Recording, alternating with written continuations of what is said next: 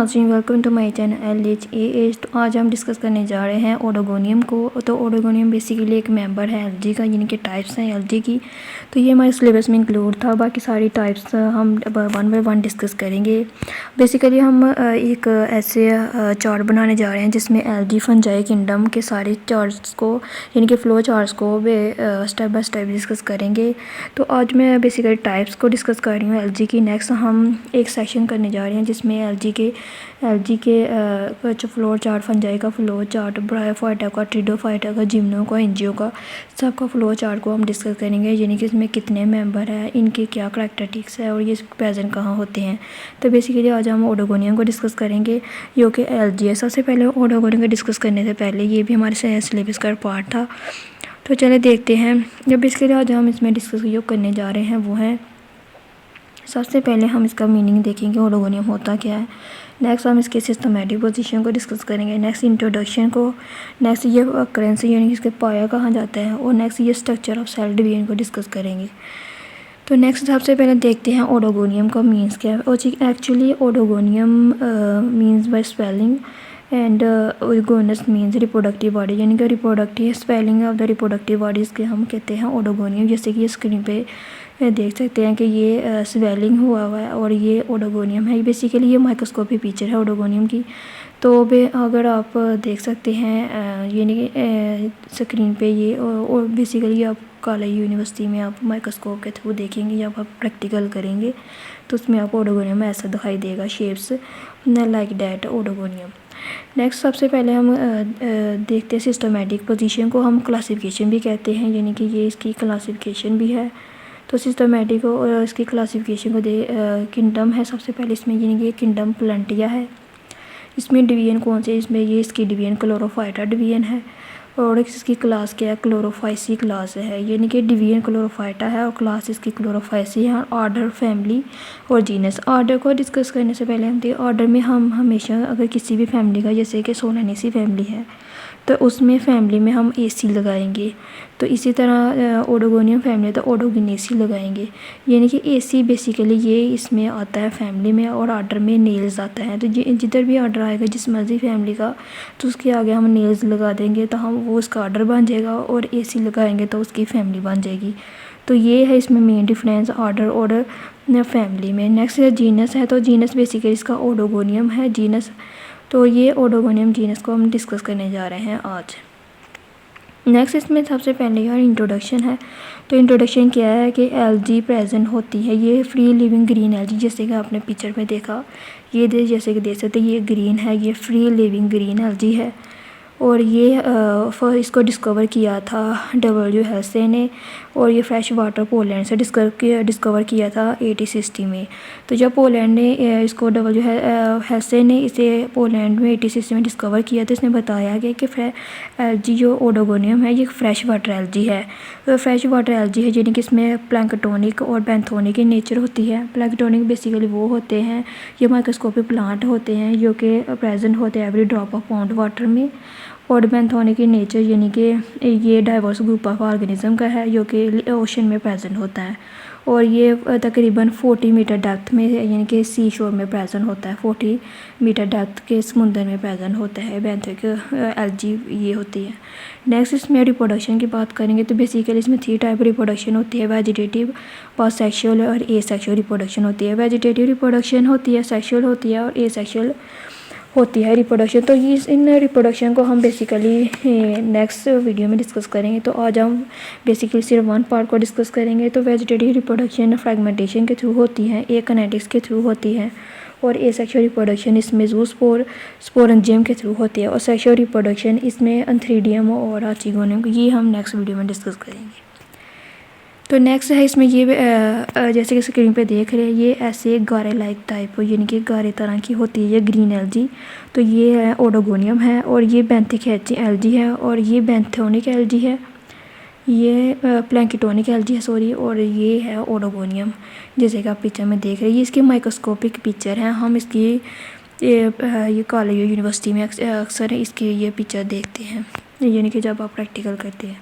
Next हम सबसे पहले इसके ऑकरेंस को देखेंगे। तो ऑकरेंस जैसे कि आपने देखा कि ये लेक्स में प्रेजेंट होती है, लेग्स में जैसे कि आपने देखा कि ये लेग्स में प्रेजेंट होती है।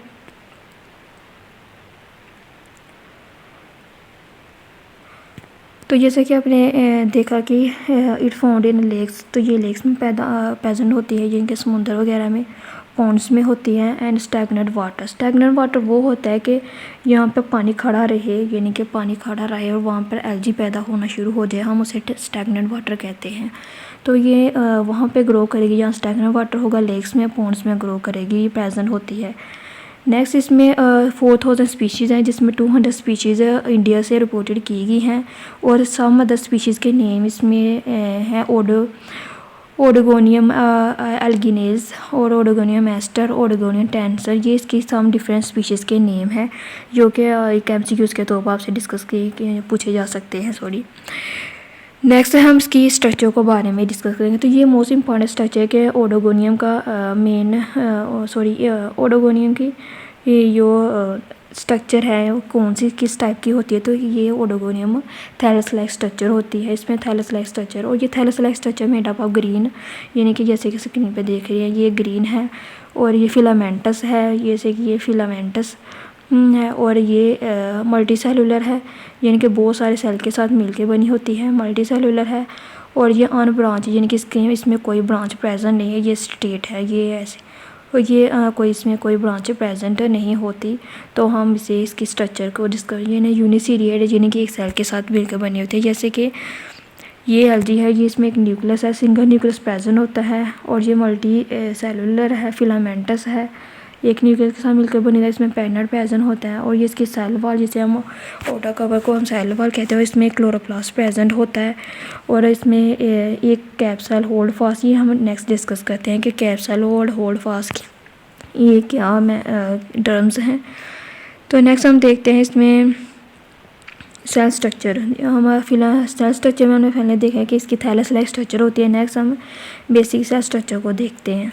तो सेल स्ट्रक्चर को देखने से पहले ये न्यूक्लिएट होते हैं, यानी कि सिंगल न्यूक्लियस प्रेजेंट होता है, ये भी करेक्ट हो गया।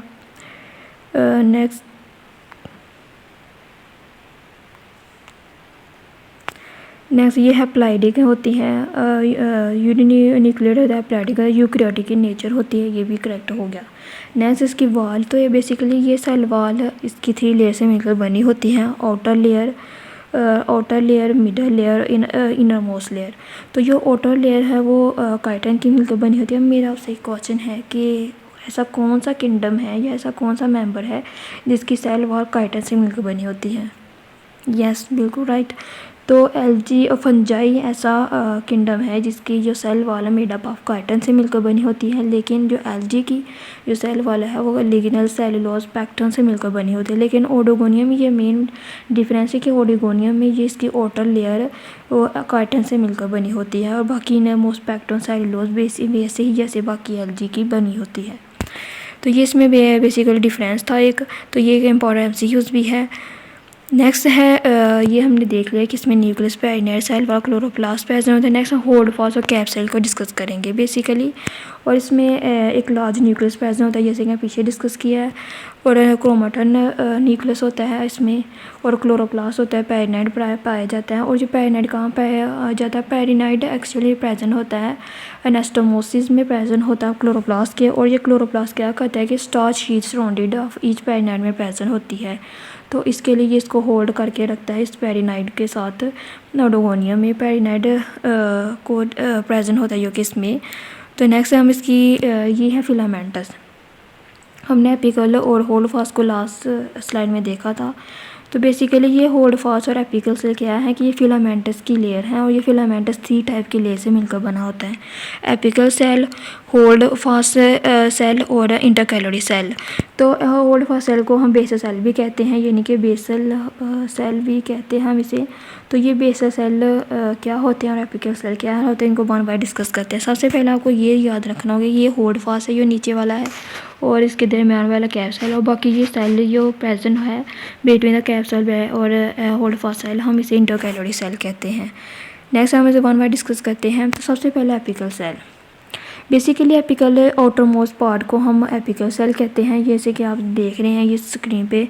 तो ये इसका एपिकल सेल है। तो ये एपिकल सेल क्या करता है, ये एपिकल सेल क्या करता है कि ये राउंडेड होता है, जैसे कि ये देखा राउंडेड है और एपिकल और ग्रीन इन कलर, और ये कलर में ग्रीन है। तो जैसे कि आप स्क्रीन पे देख रहे हैं ये ग्रीन इन कलर है। यहाँ तक बात क्लियर होगी कि apical cell outermost cell of the filamentous है and this cell usually rounded water toward the apical cell green in colour. आप अपनी वर्डिंग में लिख सकते हैं ये सेंटेंस। नेक्स्ट है बेसल सेल के बारे में डिस्कस करते हैं। तो बेसल सेल को हम होल्ड फास्ट भी कहते हैं, जैसे कि मैंने लास्ट स्क्रीन पे बताया कि इसे हम बेसल सेल को हम होल्ड फास्ट भी कहते हैं। और ये लॉन्ग है, जैसे कि स्क्रीन पे देख रहे हैं इनके ये लॉन्ग है, ये भी करेक्ट हो गया। ये कलरलेस है, इसमें ये लॉन्ग है, ये जैसे कि स्क्रीन पे देख रहे कलरलेस है, कोई कलर नहीं है इसमें। और ये भी परफॉर्म, और इसका मेन मकसद क्या होता है, इसका मेन मकसद एलजी में क्या होता है कि ओडोगोनियम में कि ये अटैच करके रखता है सबस्ट्रेटम को, और ये सबस्ट्रेटम को अटैच करके रखता है like a finger like projection. और इस फिंगर लाइक प्रोजेक्शन को हम क्या कहते हैं, हम हैप्टेरिया कहते हैं। तो ये शॉर्ट क्वेश्चन है एक, जिसे आप नोट कर लें। तो ये शॉर्ट क्वेश्चन है जिसे आप नोट कर लें कि हैप्टेरिया क्या है। तो हैप्टेरिया एक फिंगर लाइक प्रोजेक्शन है जो कि लॉन्ग होती है, कलरलेस होती है, और इसका मेन फंक्शन क्या होता है कि ये अटैच करके रखती है सबस्ट्रेटम को, और इसे हम हैप्टेरिया कहते हैं। ये है बेसल सेल, यानी कि होल्ड फास्ट सेल कहते हैं। नेक्स्ट इसका थर्ड टाइप से आगे है, तो ये है एपिकल सेल है, जिसमें इंटरकैलरी ये एपिकल सेल ये इसको कहते हैं अटैच करके रखती है। एपिकल सेल जिसे outermost पार्ट, जिसे हमने देखा कि फिलामेंटस है और राउंडेड है,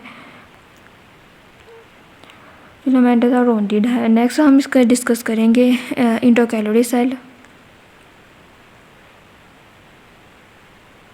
तो इंटरकैलरी में हमने देखा कि कैप सेल क्या होता है कि outermost पार्ट को हम कैप सेल कहते हैं और इनरमोस्ट पार्ट को होल्ड सेल या बेसल सेल कहते हैं। और ये बेसल सेल क्या करता है, अटैच करके रखता है सबस्ट्रेटम को फिंगर लाइक प्रोजेक्शन के साथ। तो हम इसे होल्ड फास्ट सेल कहते हैं, ये हैप्टेरिया कहते हैं, और इस होल्ड फास्ट को बेसल सेल कहते हैं। और कैप सेल outermost होते हैं, ये लॉन्ग होते हैं, ग्रीन इन कलर होते हैं, ये आप अपने वर्डिंग में लिख सकते हैं। नेक्स्ट इंटरकैलरी स्टेप क्या होता है कि सेल प्रेजेंट बेसल सेल और एपिकल सेल के दरमियान जो सेल प्रेजेंट होता है हम उसे इंटरकैलरी सेल कहते हैं। और ये लॉन्ग होते हैं, जैसे कि आप देख सकते हैं ये लॉन्ग है, रेक्टेंगुलर इन शेप्स हैं।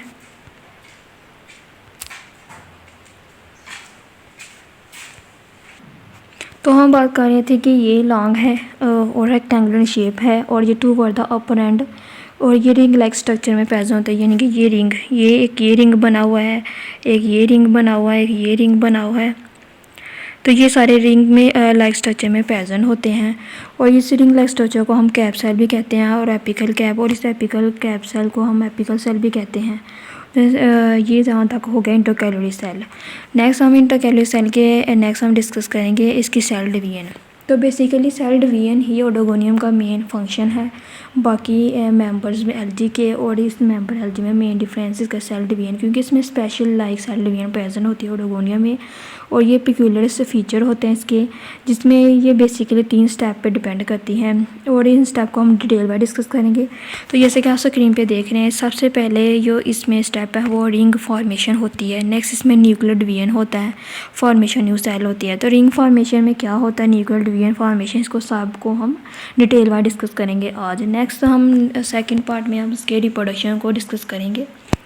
चलते हैं। सबसे पहले बेसिकली ये सेल डिवाइड करता है, सेल डिवीजन इंटरकैलरी सेल में प्रेजेंट होती है। जैसे कि हमने देखा कि ये सेल क्या है कि इंटरकैलरी सेल में ये डिवीजन है, ये cell division occur intercalary cell में होती है। तो इंटरकैलरी सेल में नेक्स्ट ये इनिशियली ये न्यूक्लियस मूव कर जाता है, इसके सेंटर पे मूव कर जाएगा ये nucleus through like ring like projection. और जब जैसे कि हमने स्क्रीन पे देख रहे हैं कि cell division occur intercalary cell, ये पॉइंट हो गया, और ये न्यूक्लियस मूव कर जाएगा टू द सेंटर। और ये अब ये मूव करके सेंटर में मूव करेगा, तो इसमें एक रिंग लाइक थिकनेस प्रेजेंट होती है जो कि टू सेल वाल को बनाती है। और जैसे ये सेल वाल को बनाएगी तो सेल वाल की थिकनेस इंक्रीज़ हो जाएगी, और थिकनेस इंक्रीज़ होने के बाद इसमें एक माइक्रोट्यूब्यूल्स लाइक स्ट्रक्चर बनती है। और ये माइक्रोट्यूब्यूल्स क्या करती है कि सेल को डिवाइड करती हैं, एक सेल से 2 सेल में डिवाइड करती हैं। तो यहाँ तक हो गया कि इसमें cell division occur intercalary cell होती हैं। ये पहला पॉइंट क्लियर हो गया। Next nucleus move from later position move to the centre, ये इसकी न्यूक्लियस पोजीशन ये सेंटर में मूव कर जाएगी, ये भी पॉइंट क्लियर हो गया। नेक्स्ट इसमें रिंग लाइक थिकनेस डेवलप होगी जो कि टूवर्ड द अपर सेल होगी और इंक्रीज द थिकनेस होगी। और ये इसमें दे रिंग लाइक थिकनेस होगी, ये है रिंग लाइक थिकनेस, ये रिंग लाइक थिकनेस इसमें प्रेजेंट होगी। तो जैसे ये कि इंक्रीज़ करेगी इसकी थिकनेस को ताकि ये सेल इजीली सेपरेट हो सके, दो सेल में डिवाइड हो सके। नेक्स्ट है इसमें जैसे कि देख रहे हैं नेक्स्ट स्टेप है न्यूक्लियस जब इसके जिनके सेंटर में आ जाएगा तो जैसे ये सेंटर में मूव आउट करेगा तो एक माइटोटिक डिवीजन अक्कर होगी और ये माइटोटिक डिवीजन क्या करेगी, ये 2 सेल में डिवाइड हो जाएगी, ये 2 न्यूक्लियस में डिवाइड हो जाएगी। तो ये था हमारा फोर्थ पॉइंट। ये क्या हो गया थर्ड पॉइंट सॉरी, जिसमें हमने देखा कि जैसे ही ये सेंटर में आएगा, सेंटर में आने के बाद ये माइटोटिक डिवीजन में कन्वर्ट होगी और ये माइटोटिक डिवीजन क्या करेगी, 2 न्यूक्लियस में डिवाइड हो जाएगी। जैसे कि ये सेल है और ये सेल, और इन सेलों ऊपर वाले सेल और नीचे वाले सेल में एक आप देख रहे हैं एक ये स्ट्रक्चर ये बन रही है। तो अब बेसिकली आप गौर से देखिए ये एक माइक्रोट्यूब्यूल्स है और ये क्या है, फ्लोटिंग माइक्रोट्यूब्यूल्स है जो कि फ्यूचर सेप्टम के तौर पर काम करती है। और ये फ्यूचर सेप्टम क्या करता है, ये न्यू सेल को बनाता है, ये न्यू डॉटर न्यूक्लियस को बनाएगा। तो यहाँ तक हमारा पॉइंट हो गया थर्ड वाला पॉइंट। नेक्स्ट हम फोर्थ पॉइंट को डिस्कस कर लेते हैं, जिसमें हमने देखा कि इसमें फ्लोटिंग लाइक स्ट्रक्चर प्रेजेंट होती है माइक्रोट्यूब्यूल्स की। तो ये माइक्रोट्यूब्यूल्स की फ्लोटिंग लाइक स्ट्रक्चर है जिसमें हमने देखा कि ये एक फ्यूचर सेप्टम के तौर पर काम करती है और इसमें बिटवीन द डाटा न्यूक्लियस के दरमियान यानी कि इस सेल और इस सेल के दरमियान ये डाटा न्यूक्लियस के तौर पर एक्ट करती है, ये काम करती है। तो ये था फोर्थ पॉइंट। ये हमारा ये भी पॉइंट क्लियर होगा कि रॉ फ्लोटिंग माइक्रोट्यूब्यूल्स बनती है, ये माइक्रोट्यूब्यूल्स बन रही है, इनमें रो ऑफ माइक्रोट्यूब्यूल्स ये बन रही हैं और फ्यूचर सेप्टम के तौर पर काम करती हैं और ये between the data of nucleus में अकोमोडेट होती हैं। नेक्स्ट हम देखेंगे इसका जब ये सेल माइटोटिक माइक्रोट्यूब्यूल्स बनाएगी तो माइक्रोट्यूब्यूल्स बनाने के बाद क्या करते हैं कि एक रिंग लाइक थिकनेस बनेगी और जैसे ये रिंग लाइक थिकनेस बनेगी तो ये रैप्चर सेल वाल इलांगेट हो जाएगी यानी कि ये लेंथी हो जाएगी। ये सेल है इस तरह लेंथी हो जाएगा, जैसे कि ये ऐसे और ये ऐसे लेंथी होने के बाद ये मदर सेल क्या करेगा कि ये मदर सेल रैप्चर कर जाएगा और स्प्लिट कर जाएगा, टूट जाएगा। और जब से कि ये टूट कर जाएगा तो ये एपिकल के सेल की तरफ मूव आउट कर जाएगा, टू वर्ड मूव कर जाएगा उसके रीजन की तरफ। और जैसे ही इसके रीजन की तरफ ये मूव आउट करेगा तो एक न्यू सेल बन जाएगा और जैसे कि न्यू सेल बनेगा तो हम इसे न्यू कैप का नाम देंगे। ओल्ड कैप हमारे पास पहले से प्रेजेंट था तो एक न्यू कैप बन गया। तो ये थी इसकी रिंग लाइक प्रोजेक्शन।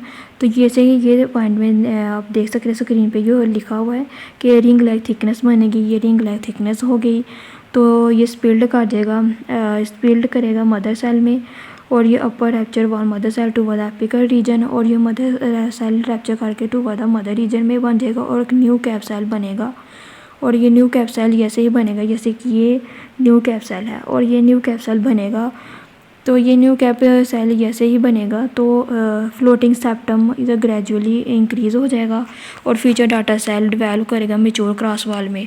आपको पता है कि जब भी सेल मेच्योर हो जाता है तो वो 2 में डिवाइड हो जाता है और इसी तरह भी इसी में ओडोगोनियम में हुआ कि जैसे ही ये डाटा सेल ने मेच्योर हुआ और ये 2 सेल में डिवाइड हो गया और जैसे ही 2 सेल में क्रॉस वाल बनाई इसने अपनी थिकनेस क्रॉस वाल, तो 2 सेल में डिवाइड करने के बाद एक रिंग लाइक मटेरियल प्रेजेंट होता है जो कि इसे हेल्प आउट करता है कि न्यू सेल में डिफ्रेंशिएट करने में। तो ये यहाँ तक हमारा सेकंड पॉइंट भी हो गया कि इसमें floating gradually increase up to future data cell और डेवलप मेच्योर क्रॉस वाल बन जाएगा और जैसे ही मेच्योर क्रॉस वाल बनेगा तो ये अपर डाटा सेल में कन्वर्ट हो जाएगा। तो चलिए न इसका डिस्कस देखते हैं फुली डायग्राम। तो जैसे कि हमने देखा कि ये मदर सेल रैप्चर करने के बाद बेसिकली इसमें हमने देखा कि ये इसमें बेसिकली मेन पॉइंट है कि जैसे और इसका न्यू कैप सेल कैसे बनेगा। तो न्यू कैप सेल जब माइक्रोट्यूब्यूल्स यानी कि मदर सेल रैप्चर करेगी और इलांगेट करेगी, इसके रैप्चर करेगी टू वर्ड मदर सेल तो न्यू कैप सेल बन जाएगा। नेक्स्ट है इसमें हम देखेंगे ये ओल्ड कैप सेल हमारे पास पहले से प्रेजेंट था, ये कैप सेल हमारे साथ पहले के इससे प्रेजेंट था और ये कैप सेल तो अब एक न्यू कैप सेल हमारे पास आ गया है और ये न्यू कैप सेल क्या करेगा, इन 2 सेल को डिवाइड कर देगा और ये सेल 2 में डिवाइड हो जाएंगे। तो हमने देखा कि जैसे ही ये न्यू कैप सेल बन गया और मदर सेल सब कुछ हो गया, इसकी थिकनेस भी इंक्रीज़ होगी, इसके सेल वॉल भी कंप्लीट हो गए, इसके पास न्यूक्लियस भी कंप्लीट हो गया। तो एक न्यू 2 सेल में ये कन्वर्ट हो गया। तो ये ऐसे 2 सेल में कन्वर्ट हुआ तो एक मदर सेल कहलाएगा और एक डॉटर सेल कहलाएगा। इट हैज़ बीन फोटो और देखते हैं हमने रीडिंग में क्या लिखा है कि set be found as the rupture water main attach to upper end a few divide in the form of cap cell. तो हम इसे डिवाइड अपर जितने ज़्यादा सेल डिवाइड होंगे, यानी कि अगर एक सेल जितने ज़्यादा इसमें कैप सेल होंगे उतने ज़्यादा सेल डिवाइड करते जाएंगे। यानी कि यहाँ पे एक कैप सेल था तो ये एक कैप सेल 2 सेल में डिवाइड हो गया, एक ये सेल और एक ये सेल, एक ये सेल और एक ये सेल में, ये 2 सेल में डिवाइड होगा। अगर 2 होंगे तो ये 4 में डिवाइड हो जाएंगे। तो ये इसने बात की है कि नंबर ऑफ़ कैप सेल ही डिपेंड करता है कि कितने मदर सेल बनेंगे या कितने न्यू सेल बनेंगे।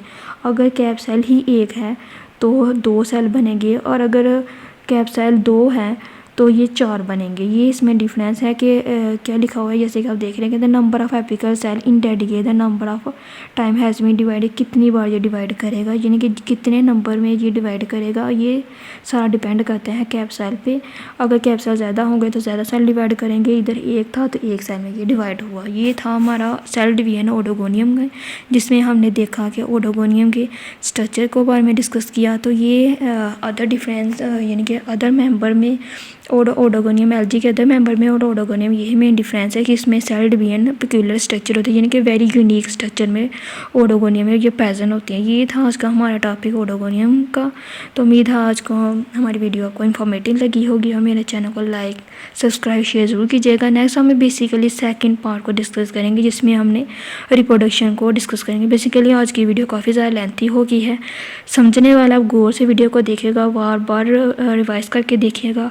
अगर कोई पॉइंट क्लियर है, नहीं हो रहा या मिसिंग है तो कमेंट बॉक्स में आप ज़रूर बताइएगा और मेरे चैनल को लाइक और सब्सक्राइब ज़रूर कीजिएगा और स्टूडेंट के साथ ज़रूर शेयर कीजिएगा ताकि उनकी हेल्प हो सके। तो अल्लाह हाफिज़, अपना बहुत ज़्यादा ख्याल रखिएगा। Good bye.